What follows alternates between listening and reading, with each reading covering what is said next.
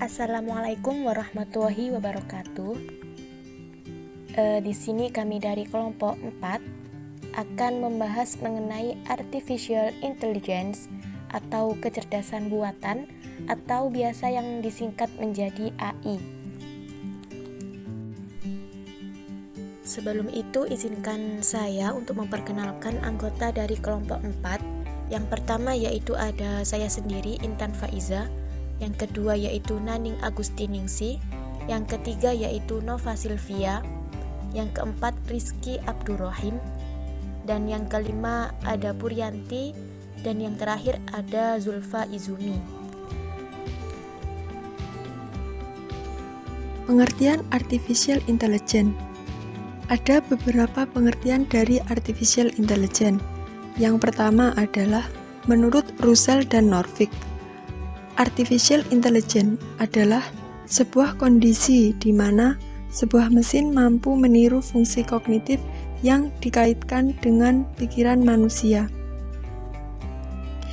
Yang kedua, pengertian dari artificial intelligence atau kecerdasan buatan merupakan salah satu bagian dari ilmu komputer yang mempelajari bagaimana membuat mesin komputer dapat melakukan pekerjaan seperti dan sebaik yang dilakukan oleh manusia.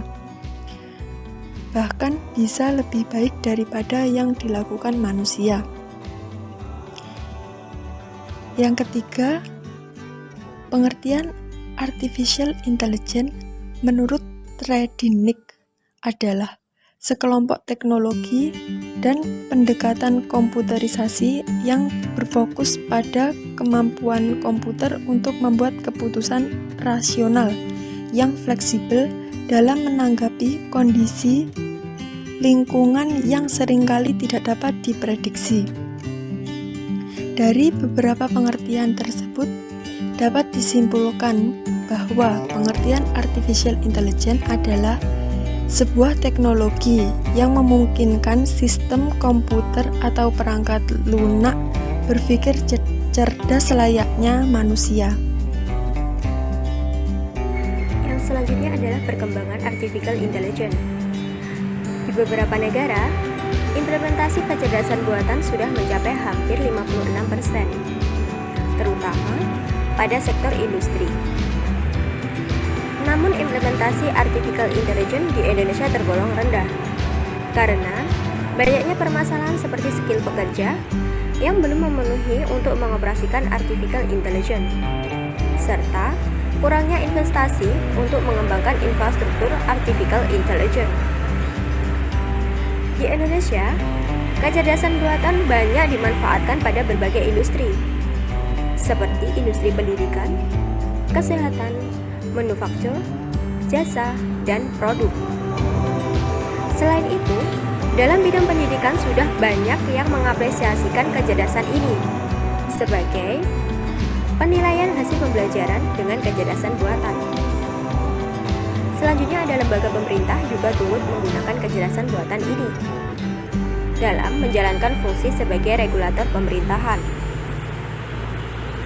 Beberapa aktor pemain utama artificial intelligence di Indonesia, seperti perusahaan multinasional seperti Google, Alphabet, dan Facebook. Yang selanjutnya ada perusahaan telekomunikasi seperti PT Telkom, PT Telkom Sigma, dan PT XL Axiata.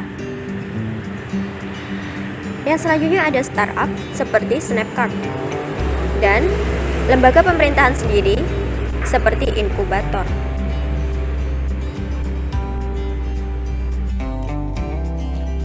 Dampak artificial intelligence terdiri dari dua dampak, yaitu dampak positif dan dampak negatif. A. Dampak positif antara lain yang pertama, dapat digunakan untuk menyimpan data secara tidak terbatas. Artificial intelligence dapat memungkinkan kita menjalankan satu program yang kompleks dengan lebih baik dan aman. Kedua, memiliki ketetapan serta keakuratan dalam mengerjakan tugasnya karena sudah diprogramkan.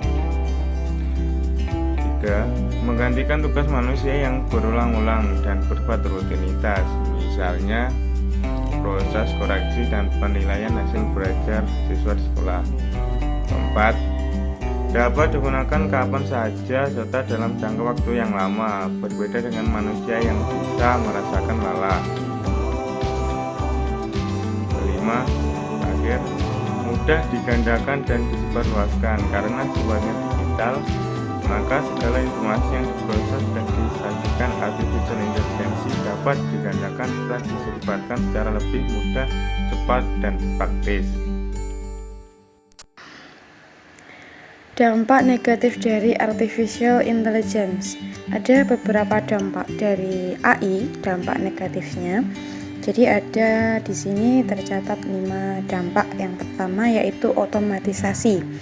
Jadi otomatisasi itu semakin dia menambah disrupsi di bidang pekerjaan yang mungkin akan digantikan oleh mesin otomatis.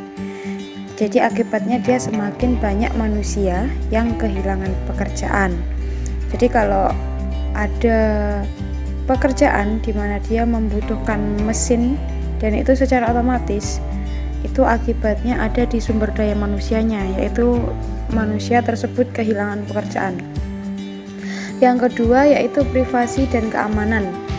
Dengan adanya AI untuk kegiatan-kegiatan yang berpotensi mengancam keamanan digital seperti untuk perentasan, pengendalian drone, menghilangkan keprivasian, pemalsuan atas profil maupun kampanye, disinformasi yang otomatis dan tertarget. Selanjutnya ada deepfake video. Adanya deepfake video ini dia dirancang agar mampu memanipulasi wajah video. Deepfake bisa membuat video dengan wajah sama persis dengan seseorang, padahal orang tersebut bukanlah pelaku pada video. Jadi bisa diduplikat wajah dengan cara deepfake video.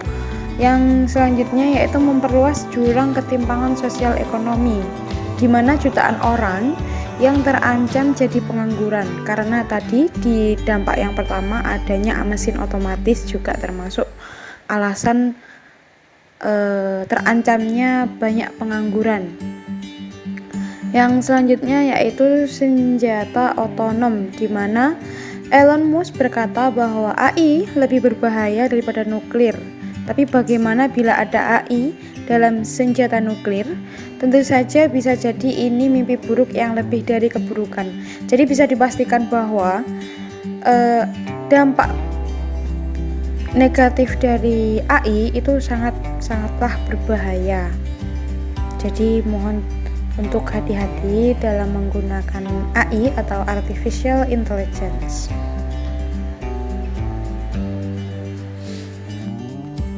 Hubungan pustakawan dengan artificial intelligence. Dalam memenuhi kebutuhan informasi pengguna yang beragam, pustakawan perlu memikirkan suatu inovasi yang terbarukan. Dengan kompetensi yang dimiliki oleh pustakawan di bidangnya, tidak mungkin apabila pustakawan memenuhi seluruh kebutuhan informasi pengguna yang beragam tersebut secara bersamaan. Jadi, perlu adanya inovasi di bidang informasi dan komunikasi dengan memanfaatkan teknologi seperti kecerdasan buatan atau disebut artificial intelligence. Penggunaan dan pemanfaatan artificial intelligence bukan sebagai pengganti peran pustakawan tersebut secara keseluruhan, melainkan penggunaan artificial intelligence bertujuan membantu pustakawan dalam menjalankan tugasnya yang terkadang pustakawan menghadapi pekerjaan yang cukup banyak dalam satu waktu, sehingga hadirnya artificial intelligence sebagai solusi bagi pustakawan untuk melayani pengguna secara maksimal tanpa meninggalkan pekerjaannya sebagai pengelola informasi. Penggunaan artificial intelligence sebagai guide di perpustakaan adalah inovasi yang menarik serta unik untuk diterapkan. Pustakawan AI atau artificial intelligence adalah konsep perpustakaan digital yang memberikan inovasi menggunakan sistem yang terintegrasi secara langsung dengan informasi di perpustakaan. Jadi, peran dari pustakawan AI ini bukan bertujuan untuk menggantikan tugas dan tanggung jawab pustakawan, namun membantu pekerjaan pustakawan mengenai penelusuran informasi yang diinginkan oleh pengguna melalui sebuah analisis kecerdasan buatan. Inovasi dan konsep yang akan diterapkan oleh pustakawan artificial intelligence dibuat oleh pustakawan yang ahli di bidangnya. Dengan begitu, tenaga pustakawan tetap ada dan digunakan bagi keberhasilan konsep pustakawan AI tersebut.